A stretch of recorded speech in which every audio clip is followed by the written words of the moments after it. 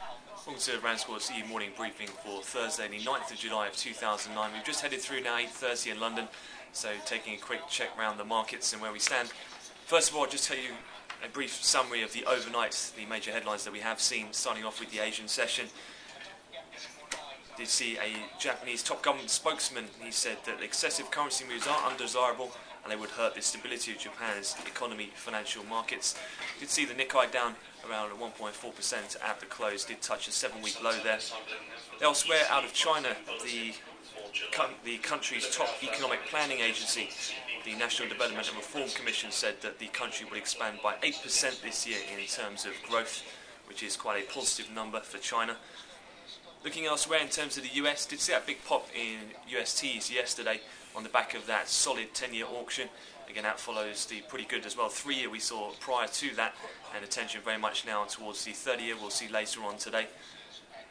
In terms of other news flow coming out of the US, just before the close on Wall Street, saw some further details released from the US in terms of the PPIP, the Public-Private Investor Program.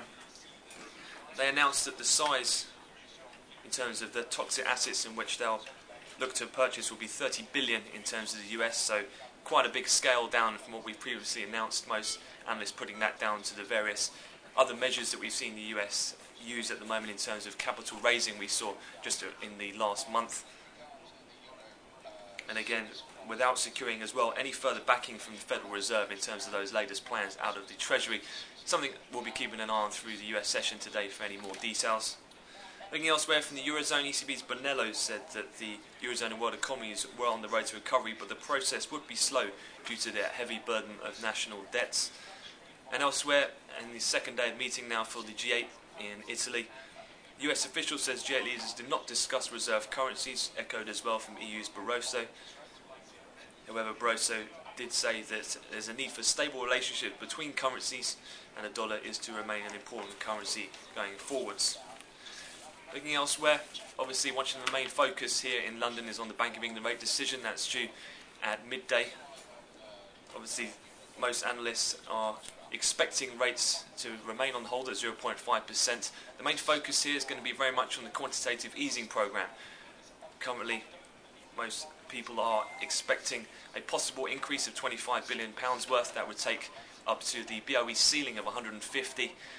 One of the main questions here is whether A, they do indeed increase that by 25 billion, or possibly will they announce any increase further to the programme. We have seen the likes of the closely followed shadow MPC call for as much as doubling that programme, as well as the British Chamber of Commerce looking for further increases. In terms of elsewhere, one of the major events after market in the US yesterday was the first major company to report, Alcoa. That officially kicks off earnings season in the US. Alcoa's numbers, they actually posted a Q2 X items loss per share of 26 cents, which was not as bad as most analysts were anticipating. Revenues also beating expectations of $4.2 billion, and they've also made some quite large cuts over the first half of the year, which has helped aid their performance. They rose as much as 5% in the US aftermarket, and they're up just over 6% in Frankfurt trade this morning. That in turn has helped some of the basic material stocks, the likes of Rio, Anglo, Xstrata, all up in London. And at the moment, across the FTSE, CAC and DAX are up between about 0.5% to 1% across the board. Looking ahead then, come out to 9 o'clock now, we'll be looking out for the ECB publishing their monthly report. We'll see if that is indeed identical to the Trichet press conference that we saw last week. There will be trade balance from the UK, the BOE rate decision at midday, and then we'll see initial jobless, continuing claims and wholesale inventories later on from the US this afternoon.